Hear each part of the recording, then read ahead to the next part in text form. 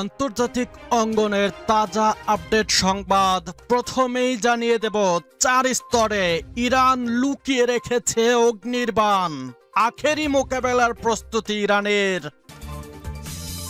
এরপর জানাবো, ইরানের লক্ষ্যে যুদ্ধ বিমান মিশন শেষ করল যুক্তরাষ্ট্র। ইসরায়েল ও যুক্তরাষ্ট্রকে পরাজিত করতে মরিয়া ইরান। এরপর জানাবো, সাগরের নিচে ইরানের গোপন ঘাতক টর্পেডো ড্রোন নিয়ে সাগর তলে অপেক্ষায় ইরান। এদিকে চীন থেকে জাহাজ বিধ্বংসী ক্রুজ মিসাইল পাচ্ছে ইরান। আরো শক্তিশালী হয়ে উঠছে মুসলিম এই দেশটি। চীনের মিসাইলে ধ্বংস হবে যুক্তরাষ্ট্রের যুদ্ধ জাহাজ। এরপর জানাবো, মহাশক্তিশালী হয়ে উঠছে আরেক মুসলিম দেশ তুরস্ক। স্টেলথ জেট যুদ্ধ বিমান নিয়ে আসছে এরদোগানের তুরস্ক। মহাশক্তিশালী হয়ে উঠছে এই দেশটি ঘুম হারাম দখলদার ইহুদিবাদী ইসরায়েলের। এবং সর্বশেষ জানিয়ে দেব, ভারতের চরম সর্বনাশ। ভারতকে কাঁপিয়ে চীনের পরমাণু ঘাঁটি। ভারতের আরো এক পরাজয় কি সামনে? এতক্ষণ শুনছিলেন সংবাদ শিরোনাম, এখন বিস্তারিত। অনুরোধ থাকবে ভিডিওটিতে একটি লাইক দিন, কমেন্টস করে জানিয়ে দিন আপনি কোন জেলা থেকে বা কোথা থেকে এই সংবাদটি শুনছেন। ভিউয়ার্স, আজকের সংবাদের সবথেকে গুরুত্বপূর্ণ বিষয় হচ্ছে 4 স্তরে ইরান লুকিয়ে রেখেছে অগ্নির্বাণ। যদি ইরান যুক্তরাষ্ট্র যুদ্ধ শুরু হয়, প্রথম 1 মিনিটের মধ্যেই পাল্টা আক্রমণ করে লন্ডভন্ড করে দেবে ইসরায়েলকে। এরপর ইরান হামলা চালাবে মার্কিন যুক্তরাষ্ট্রের যতগুলো সেনা ঘাঁটি, নৌ ঘাঁটি এবং বিমান ঘাঁটি রয়েছে, এবং মার্কিন যুক্তরাষ্ট্রের যুদ্ধ জাহাজ হামলা চালিয়ে ক্ষেপণাস্ত্র দিয়ে ডুবিয়ে দেবে ইরান। সেই সাথে ইরানকে সমর্থন দেওয়া বন্ধু দেশ চীন, রাশিয়া, তুরস্ক, উত্তর কোরিয়ার কিম জং উন সহ শক্তিশালী দেশগুলোর সমর্থনে একজোটে ঘোষণা দিয়ে যুদ্ধে নামবে ইরানের সাথে। শেষ রক্ষা হবে না ট্রাম্পের।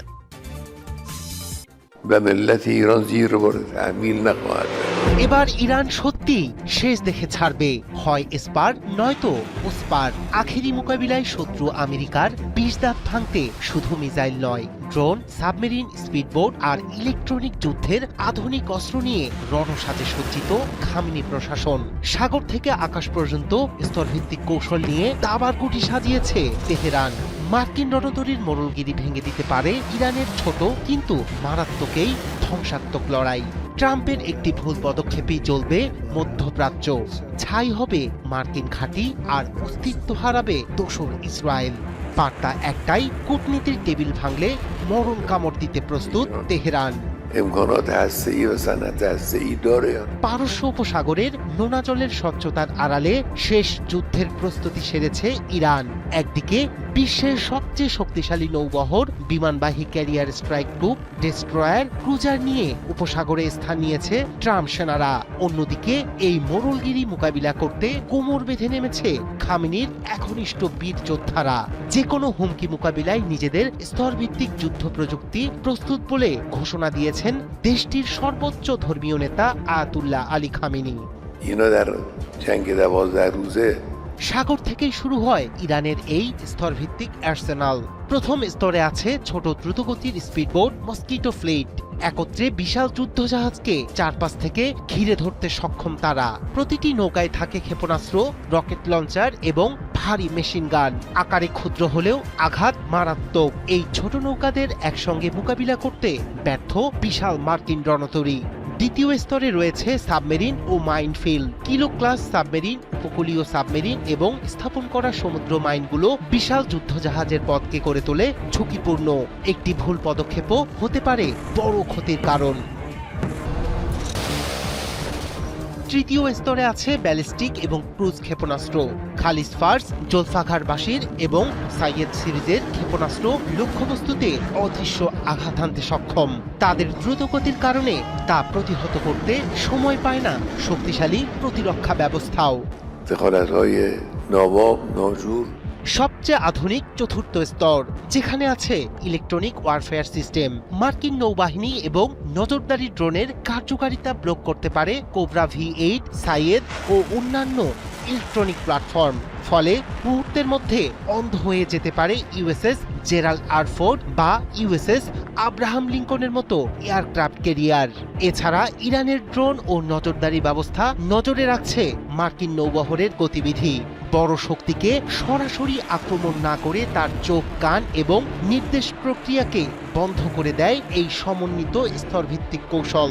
সব মিলিয়ে শক্তি প্রদর্শনের জন্য প্রস্তুত ইরান। এতেই মহাবিপদে আমেরিকা।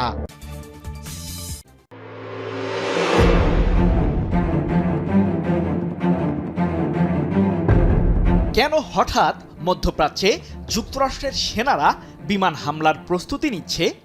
ইরানের পারমাণবিক কেন্দ্রগুলোকে লক্ষ্য করে কি বিমান হামলা চালাতে যাচ্ছে যুক্তরাষ্ট্র? এজন্যই কি প্রস্তুতি শেষ করল মার্কিন কেন্দ্রীয় কমান্ড? যদিও যুক্তরাষ্ট্রের শীর্ষ সামরিক কর্মকর্তার শঙ্কা, ইরানের বিরুদ্ধে মার্কিন বাহিনী যুদ্ধে জড়ালেই দীর্ঘস্থায়ী সংঘাত বেঁধে যাবে, যা থেকে রেহাই পাবে না খোদ যুক্তরাষ্ট্র।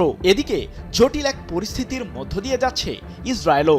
ইরানের সামরিক শক্তিকে ঘিরে ব্যাপক শঙ্কায় রয়েছে ইহুদিবাদীরা। প্রশ্ন হলো, এক ইরানকে মোকাবিলায় নানান ধরনের রণকৌশল সাজাচ্ছে কেন যুক্তরাষ্ট্র ইসরায়েল? এবার কি তাহলে সামগ্রিক যুদ্ধে জড়াবে পুরো মধ্যপ্রাচ্য? সৌদি আরব থেকে কাতার, পারস্য উপসাগরীয় অঞ্চলের বেশ কিছু দেশ সম্প্রতি যুক্তরাষ্ট্রকে ইরানের বিরুদ্ধে যুদ্ধে জড়ানো প্রসঙ্গে সতর্ক করেছে। এমনকি ইরানে হামলা চালাতে নিজেদের আকাশসীমা যুক্তরাষ্ট্রকে ব্যবহার করতে দেবে না বলেও পরিষ্কার জানিয়ে দিয়েছে পারস্য উপসাগরীয় অঞ্চলের দেশগুলো। এমন বাস্তবতায় মধ্যপ্রাচ্যে এক প্রকার কোণঠাসা হয়ে পড়েছে মার্কিনী বলয়। এদিকে ইসরায়েলও রয়েছে ব্যাপক চাপে। দেশটির প্রতিরক্ষা ব্যবস্থা বর্তমানে অত্যন্ত ভঙ্গুর অবস্থাতেই রয়েছে বলে আন্তর্জাতিক বিভিন্ন সংবাদ মাধ্যমের প্রতিবেদনে দাবি করা হয়েছে। এমনকি মধ্যপ্রাচ্যে থাকা যুক্তরাষ্ট্রের সামরিক ঘাঁটিগুলোতে এয়ার ডিফেন্স সিস্টেম পর্যাপ্ত পরিমাণে নেই বলে মার্কিন প্রেসিডেন্ট ডোনাল্ড ট্রাম্পকে জানিয়েছেন যুক্তরাষ্ট্রের শীর্ষ সামরিক কর্মকর্তা ড্যান কেইন। তবে ইরানের বিরুদ্ধে হামলা চালানোর সিদ্ধান্ত পুরোপুরি নির্ভর করছে প্রেসিডেন্ট ট্রাম্পের উপর।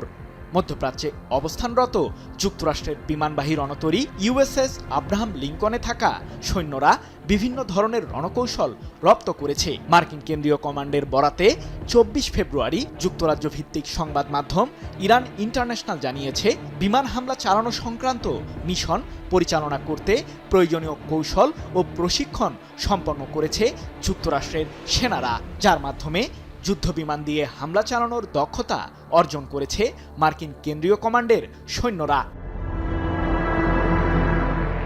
প্রশ্ন হলো, যুক্তরাষ্ট্র কি তাহলে ইরানের বিরুদ্ধে সীমিত পরিসরে হামলা চালানোর পথেই হাঁটছে?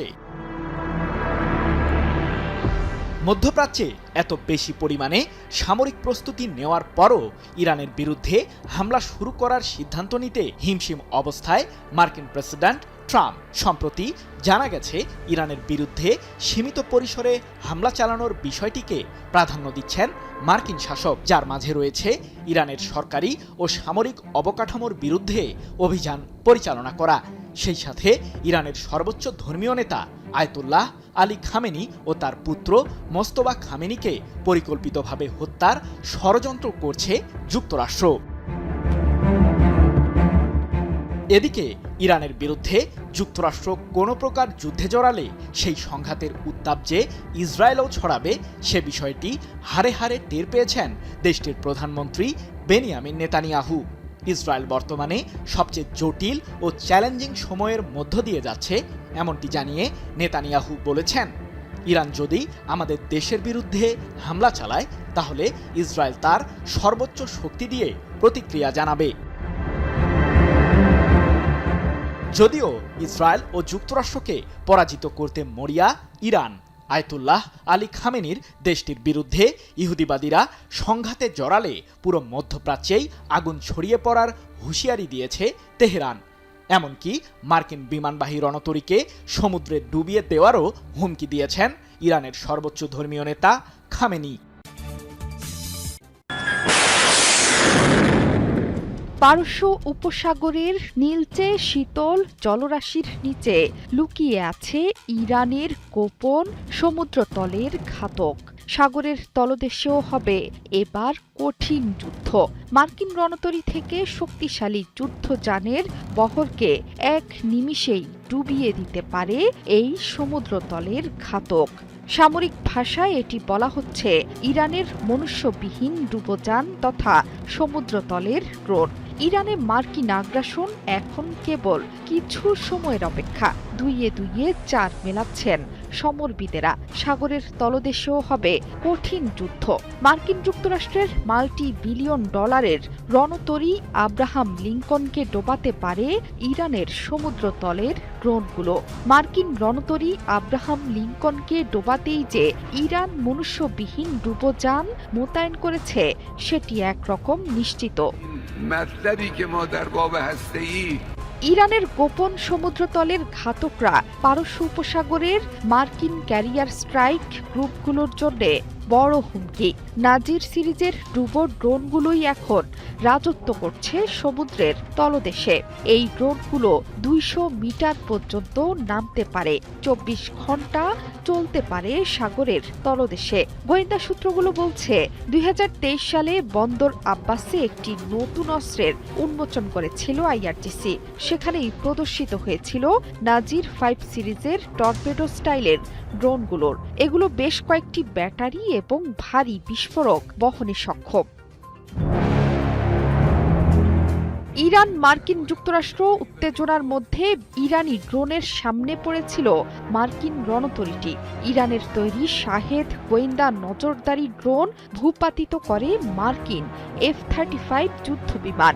এছাড়া ইরানের তৈরি ড্রোনের সাহায্যে মার্কিন রণতরীর ছবিও তুলতে সক্ষম হয়েছে আইআরজিসি। এসব ছবি দিয়েই যুদ্ধকালীন সময়ে রণতরীটিকে টার্গেট করা সুবিধা হবে ইরানি বাহিনীর জন্য। বিশ্বব্যাপী তেল পরিবহনের প্রায় 20% হয়ে থাকে হরমুজ প্রণালীতে।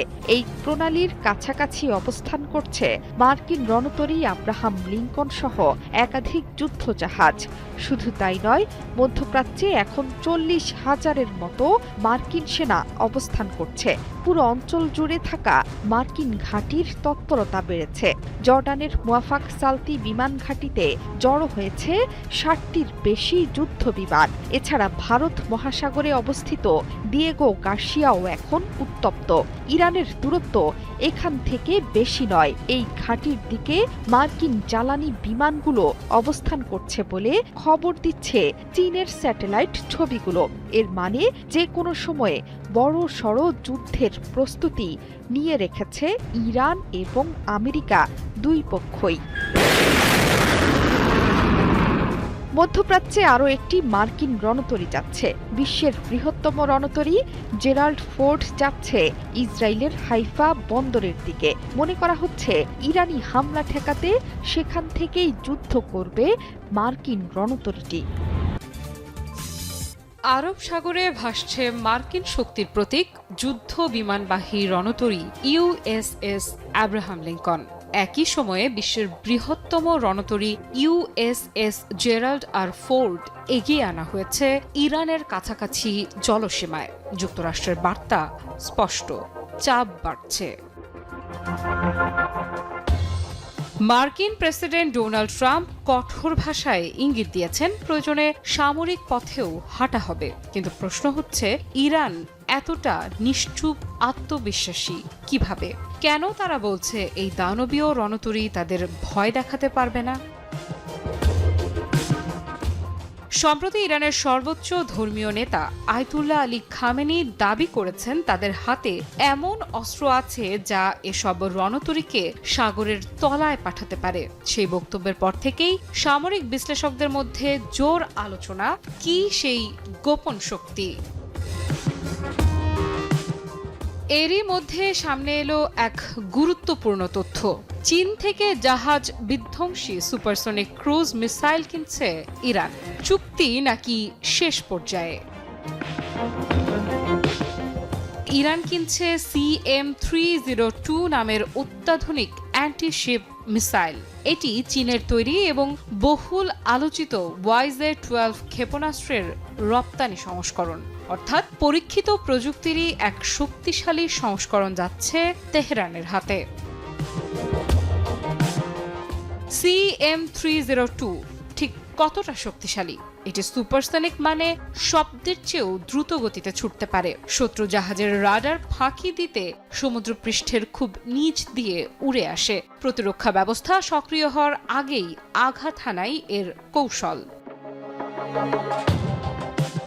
এর অপারেশনাল রেঞ্জ প্রায় 290 কিলোমিটার, অর্থাৎ উপকূল থেকে বহু দূরে অবস্থান নেওয়া রণতরীকেও লক্ষ্যবস্তু বানাতে সম্ভব।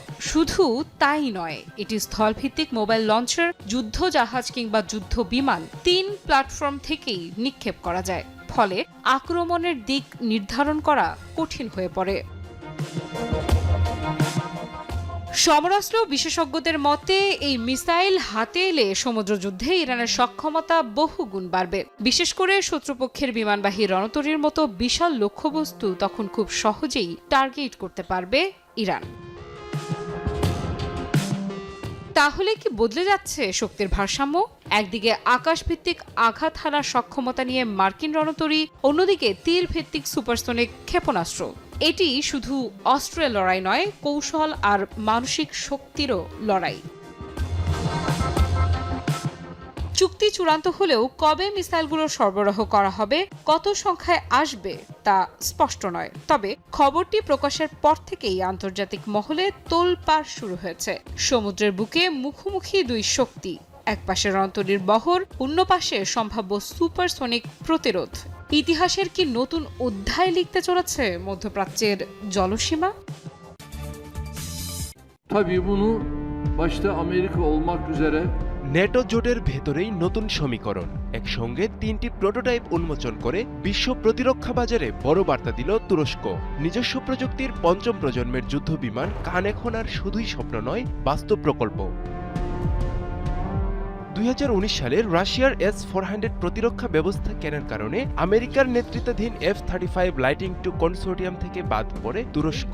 এই সিদ্ধান্ত ছিল বড় ধাক্কা, কিন্তু সেই ধাক্কায় রূপ নেয় প্রেরণায়। ন্যাশনাল কমব্যাট এয়ারক্রাফট TFX পরবর্তীতে নতুন গতি পায় কান নামে। 2024 সালে প্রথম উড্ডয়ন করে কান। ঠিক 2 বছর পর 2026 সালে একসঙ্গে 3টি প্রোটোটাইপ P0, P1 ও P2 উন্মোচন করে তুরস্ক। সাধারণত 5ম প্রজন্মের যুদ্ধ বিমান একটির পর একটি প্রোটোটাইপে উন্নয়ন করে, কিন্তু ভিন্ন পথ বেছে নিয়েছে তুরস্ক। একসঙ্গে 3টি যুদ্ধবিমান উন্নয়নের মাধ্যমে আলাদা আলাদা ডেটা সংগ্রহ, দ্রুত নকশা সংশোধন, এভিওনিক্স ও স্টেলথ অপটিমাইজেশন এবং সার্টিফিকেশন সময় কমিয়ে আনা হয়েছে। সামরিক বিশ্লেষকদের মতে এই কৌশল সফল হলে 2028 সালের মধ্যেই প্রাথমিক অপারেশনাল সক্ষমতা অর্জন সম্ভব হবে। বর্তমান প্রোটোটাইপে ব্যবহৃত হচ্ছে আমেরিকার জেনারেল ইলেকট্রিকের F1-10GE129 টার্বোফ্যান ইঞ্জিন, যার প্রতিটি প্রায় 29,500 পাউন্ড থ্রাস্ট দেয়। কিন্তু ঝুঁকি এখানেই, রপ্তানি লাইসেন্স ও রাজনৈতিক শর্তের। তাই তুরস্ক উন্নয়ন করছে নিজস্ব TF-35,000 ইঞ্জিন, যার লক্ষ্য 35,000 পাউন্ড থ্রাস্ট। যদি এটি 2030-এর দশকের শুরুতে প্রস্তুত হয়, তবে কান পুরোপুরি স্বয়ংসম্পূর্ণ প্ল্যাটফর্মে রূপ নেবে। তুরস্কের নিজস্ব প্রতিরক্ষা কোম্পানি এজেলসান তৈরি করেছে মুরাদ USA রাডার, যা গ্যালিয়াম নাইট্রাইড প্রযুক্তি ভিত্তিক। এর সক্ষমতাগুলোর মধ্যে রয়েছে 200 কিলোমিটারের বেশি দূরত্বে মাল্টি টার্গেট ট্র্যাকিং, IRST ও ইলেকট্রো অপটিক্যাল সিস্টেম, AI ভিত্তিক sensor fusion, network centric warfare data link. অভ্যন্তরীণ অস্ত্র বহনের মাধ্যমে রাডার ক্রস সেকশন কমিয়ে আনা হয়েছে। এতে সংযুক্ত হবে গোকদুয়ান ও বোজদুয়ান এয়ার টু এয়ার ক্ষেপণাস্ত্রের মতো দেশীয় অস্ত্র। কান কেবল একটি যুদ্ধবিমান নয়, এটি তুরস্কের ভূরাজনৈতিক অবস্থান পুনর্নির্ধারণের হাতিয়ার। যদি দেশীয় ইঞ্জিন সময়মতো প্রস্তুত হয়, বহুপাক্ষিক রপ্তানি নিশ্চিত হয় এবং ফ্লাইট টেস্ট সফলভাবে এগোয়, তবে কান নেটোর দক্ষিণ প্রান্তে শক্তির ভারসাম্য বদলে দেবে। F-35 এর বাজারে নতুন বিকল্প হিসেবে আবির্ভূত হবে কান। বিশ্ব যখন বহুমেরু প্রতিরক্ষা বাজারে প্রবেশ করছে, তখন তুরস্ক জানিয়ে দিল তারা আর কেবলই ক্রেতা নয়, তারা এখন নির্মাতা। ভবিষ্যতে আকাশ নিয়ন্ত্রণের হিসাব কষবে তুরস্ক।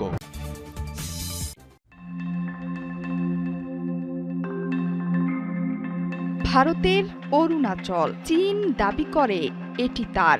ভারত অরুণাচলকে নিয়ে ভোগে প্রচণ্ড নিরাপত্তাহীনতায়। এবার অরুণাচল প্রদেশ নিয়ে রীতিমতো বিস্ফোরণ ঘটালো মার্কিন দৈনিক নিউ ইয়র্ক টাইমস। এই প্রতিবেদন দেখে ভারতের কপালে চিন্তার ভাঁজ। প্রশ্ন উঠেছে, ভবিষ্যতে এই প্রদেশকে আদৌ ধরে রাখতে পারবে কি দিল্লি? সাম্প্রতিক চীনের কর্মকাণ্ড নিয়ে চাঞ্চল্যকর স্যাটেলাইট ছবি এলো প্রকাশ্যে। অরুণাচলের মাত্র ৮০০ কিলোমিটার দূরে পারমাণবিক অস্ত্র ঘাঁটি তৈরি করেছে বেইজিং।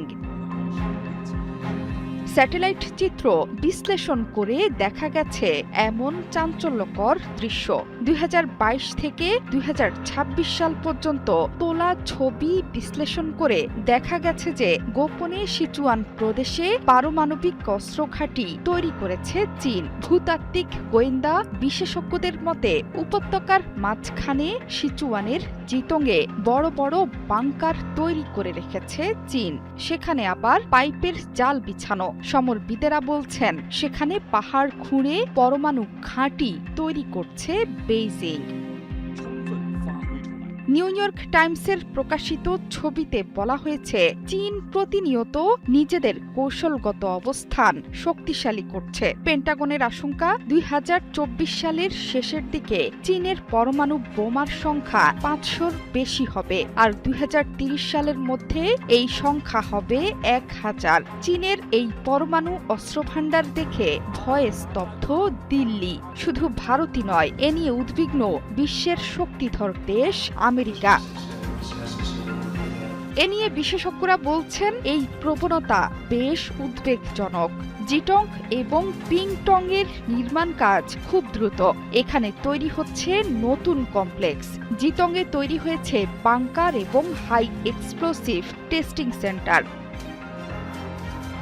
মার্কিন পররাষ্ট্র মন্ত্রণালয়ের আন্ডার সেক্রেটারি থমাস জি ডিনান্নো বলছেন, ভূকম্পন পর্যবেক্ষণকে ফাঁকি দেওয়ার পদ্ধতি ব্যবহার করে গোপনে পারমাণবিক বিস্ফোরক পরীক্ষা চালাচ্ছে চীন। ২০২০ সালের ২২ জুন এমন এক পরীক্ষামূলক পরমাণু বিস্ফোরণ ঘটিয়েছিল বেইজিং।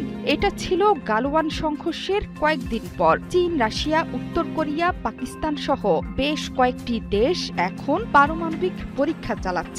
এই ধারাবাহিকতায় আমেরিকাও পারমাণবিক পরীক্ষা চালানোর উপর তৎপর হয়ে উঠেছিল। তবে আমেরিকার সবচেয়ে বেশি ভয় চীনকে ঘিরে, আর ভারতের ভয় অরুণাচলকে ঘিরে।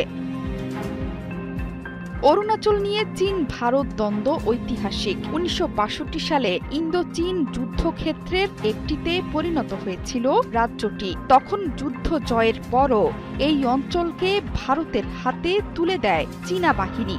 যদিও পরের ইতিহাস ভিন্ন। এই অঞ্চল দখলে নিতে প্রায়শই তৎপর হয়ে ওঠে চীনের ড্রাগন আর্মি।